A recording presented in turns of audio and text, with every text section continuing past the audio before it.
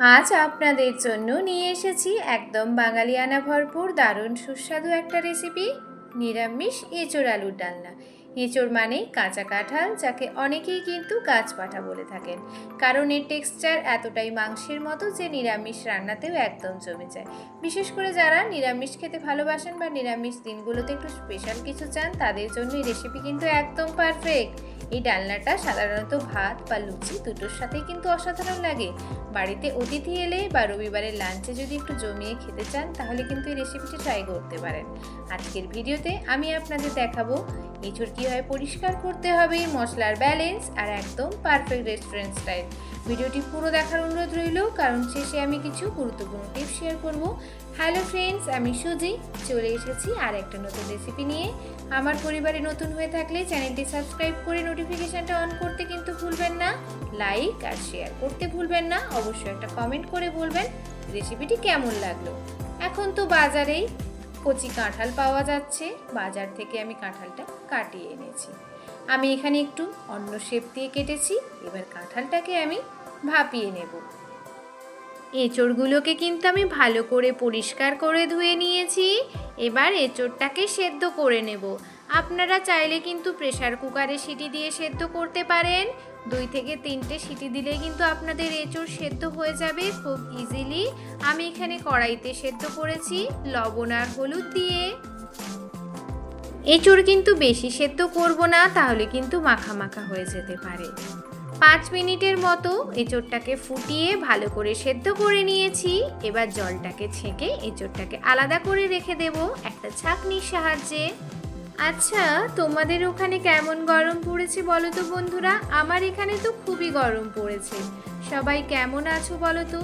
সবাই সুস্থ আছো তো?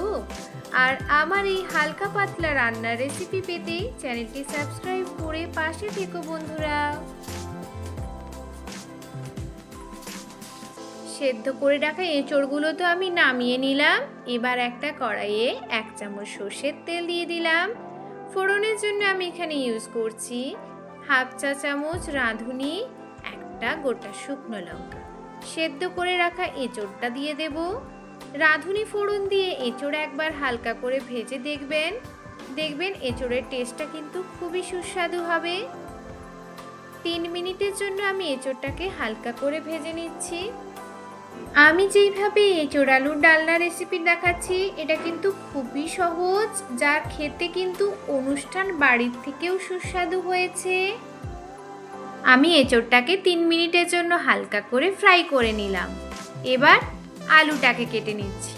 আলু আমাদের কেটে রেডি হয়ে গেছে, আর এঁচোড়টা দেখতেই পাচ্ছ কত সুন্দরভাবে ফ্রাই হয়েছে। এবার আলুগুলোকে কিন্তু ফ্রাই করে নেওয়ার পালা। আলু আপনারা চাইলে নাও যোগ করতে পারেন, কিন্তু আমি তো এখানে এঁচোড় আলুর ডালনা বানাচ্ছি, তাই আলুটা আমি যোগ করছি। এবার একটা কড়াই নিয়ে নিলাম, তার মধ্যে সর্ষের তেল দিয়ে আলুগুলোকে ফ্রাই করে নেব। সর্ষের তেলটা গরম হয়ে গেলে একে একে কিউব করে রাখা আলুগুলোকে যোগ করে দিচ্ছি। আলুগুলোকে ঢাকা চাপা দিয়ে লবণ আর হলুদ সহযোগে 60% মতো কুক করে নেব। বাঙালিদের তো আলু খুবই প্রিয়। ডালনাতে আলু না হলে চলে বলো বন্ধুরা? অবশ্যই আলুটা যোগ করো। আর আলু ভেজে নিলে কিন্তু রান্নার টেস্টটা কিন্তু অনেক ভালো হয়ে যায়, তাই আগে আলুটাকে একটু ভেজে তারপরে ইউজ করবে। আমি কিন্তু এই সময়ে আলুটাকে 60% কিন্তু কুক করে নিচ্ছি।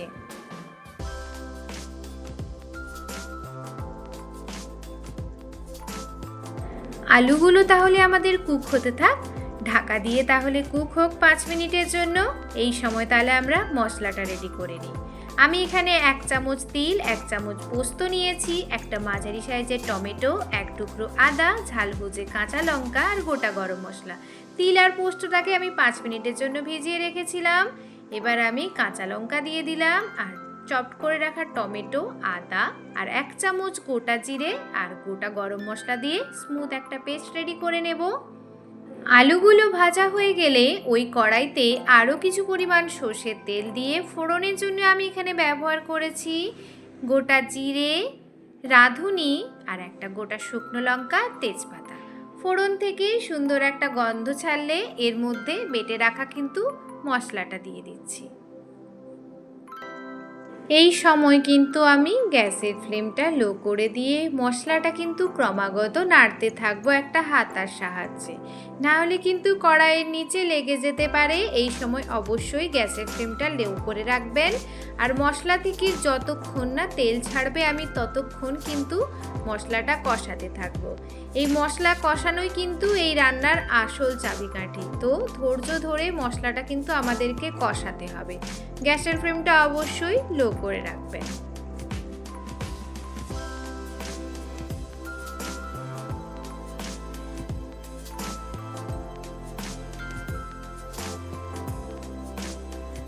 মশলাটা কষাতে কষাতে এই সময় কিন্তু আমি পরিমাণ মতো হলুদ আর স্বাদ মতো লবণ আর একটু চিনি টেস্টটাকে ব্যালেন্স করার জন্য আর ভেজে রাখা ক্যাপসিকামটাও কিন্তু আমি এই সময় যোগ করে দেব। এই দাঁড়াও দাঁড়াও, কই যাও তোমরা? রান্না কিন্তু এখনো বাকি আছে। ভিডিওটি যদি স্কিপ করো তাহলে কিন্তু অনেক কিছু মিস করে যাবে। ভিডিও শেষে কিন্তু আমি অনেক টিপস ও ট্রিক্স শেয়ার করেছি, তো প্লিজ ভিডিওটিকেও স্কিপ করো না। এই মশলা কষানোর সময় অবশ্যই মনে করে একটু চিনি দেবেন, তাহলে দেখবেন আপনার রান্নার রং আর স্বাদ কিন্তু দুটোই অনেক ভালো হয়ে যাবে।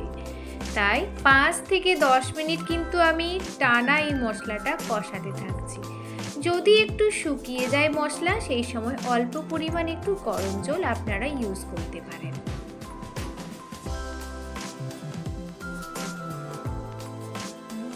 চিনি, হলুদ, লবণ আর ক্যাপসিকামটা যোগ করার পরে আরও 2 মিনিট ক্রমাগত নাড়াচাড়া করে ভেজে রাখা আলুটা কিন্তু এবার যোগ করে দিচ্ছি। ভেজে রাখা আলু যোগ করার পরে আরও ক্রমাগত 1 মিনিট আমি নাড়তে থাকবো।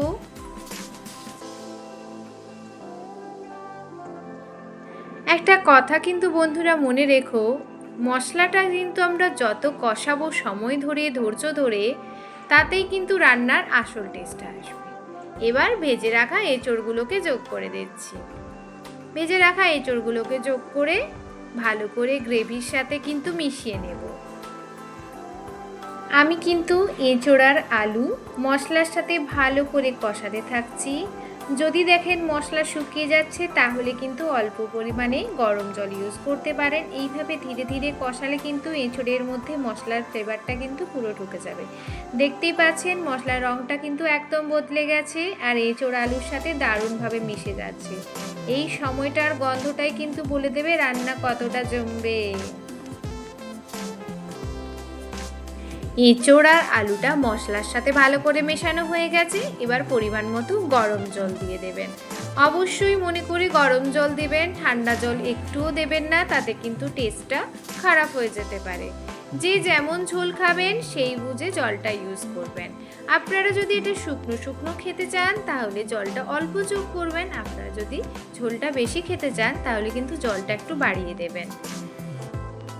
ঢাকা চাপা দিয়ে আরও 5 মিনিটের মতো ফুটুক এটা। 5 মিনিট পর ঢাকা খুলে দেখলাম এঁচড় আলুর ডালনা কিন্তু একদম রেডি হয়ে গেছে। গরম গরম ভাত, লুচি বা পরোটার সাথে একবার খেলে বারবার বানাতে ইচ্ছে করবে কিন্তু। তো বন্ধুরা, আজকের রেসিপিটি কেমন লাগলো? আজকের রেসিপিটি কিন্তু খুবই স্পেশাল। কম মশলায় একদম ঘরোয়া স্টাইলে, অথচ স্বাদে একেবারে রেস্টুরেন্টের মতো কিন্তু।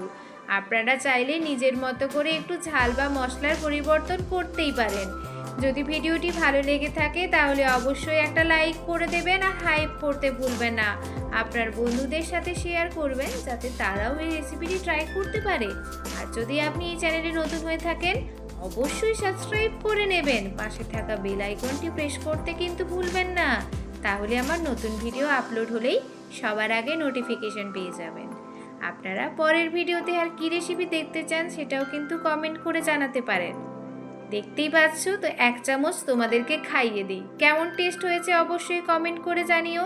আজকের মতো কিন্তু আমি এখানেই বিদায় নিচ্ছি। সবাই কিন্তু ভালো থাকবে, সুস্থ থাকবে আর বাড়িতেই মজার মজার রান্না করে পরিবারকে খুশি রাখবে।